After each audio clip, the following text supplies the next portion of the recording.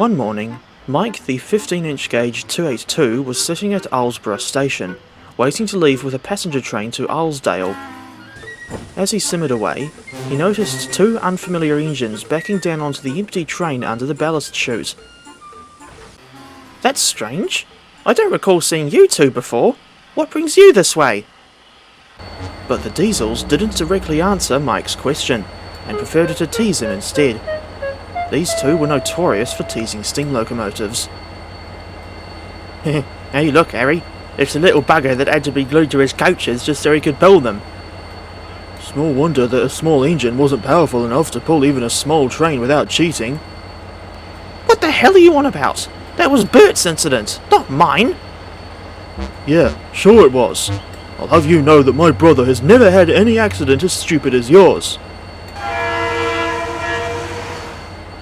"Too right. As for you, little red guy, what about the time you got so angry over not being in a book that you crashed into the back of the shed?" "Again, that wasn't my damn incident. Go pick on someone your own size instead of trying to take the piss out of me. What did I ever do to you?" Harry and Bert knew the game was just about up, but they still couldn't resist another chance to tease Mike. They were so full of themselves that they just couldn't admit defeat either. "I reckon Mattel should have made an official Thomas episode about that time you got scared of a raccoon, instead of that stupid one where you shot your own whistle off. Cows and raccoons are such pests, aren't they?" "Oh, for fuck's sake, Bert! Just go your own way, you childish prat! And take your minion with you! He's hoping that one of the standard gauge locomotives can help to put you two mongrels back in your place!"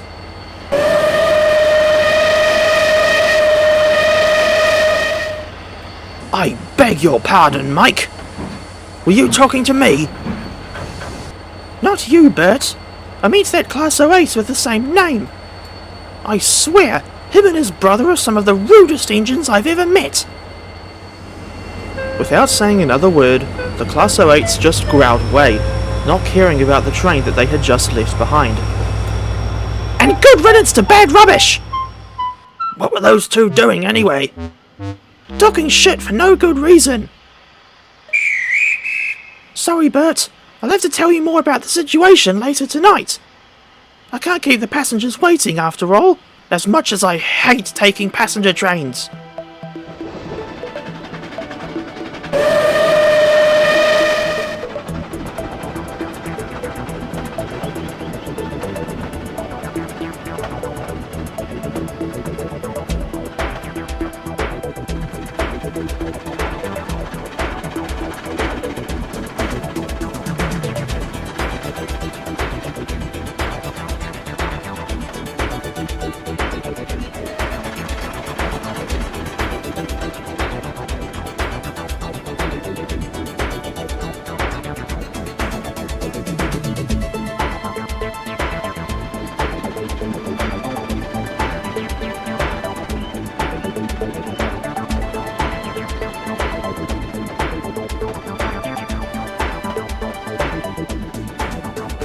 Later that night, after bringing the last freight train of the day down from the hills, Mike returned to Alsborough to find his mates in the shed. "So, Mike, what were those two diesels up to this morning?" "Those bastards were screwing with history just so they could have an excuse to roast me, right to my face and all. Anyone would think that they hated the world and just wanted to take their anger out on someone else for no good reason. As I've learnt from many years of conversing with the standard gauge engines, most of them are still quite friendly. But as for that one little group of bad eggs, they'll kick you, then they'll beat you, then they'll tell you it's fair. I really wish that wasn't the case. Unfortunately, some engines are just rude and snarky by their very nature. Take a look at Frank, for example." "Stow it, you pleb!" "Oh, shut up, angry Frank, and let Bert continue."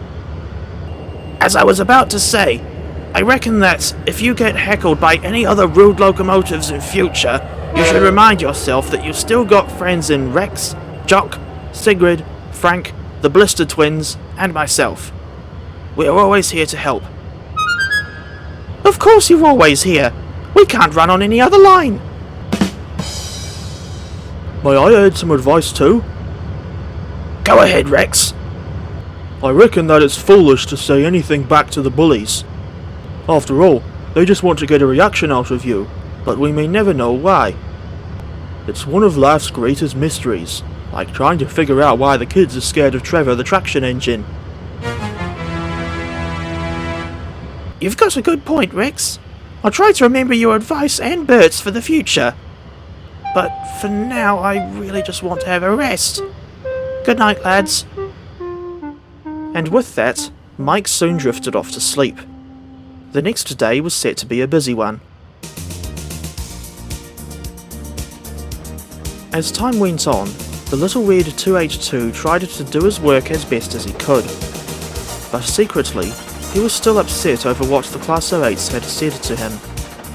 At times when he felt like lashing out again, he remembered what Bert and Rex had suggested before tensions could flare up. No matter how bad things seem to be, it's always important to remember the people that care about you. And as an otherwise horrible Queen song says, friends will be friends.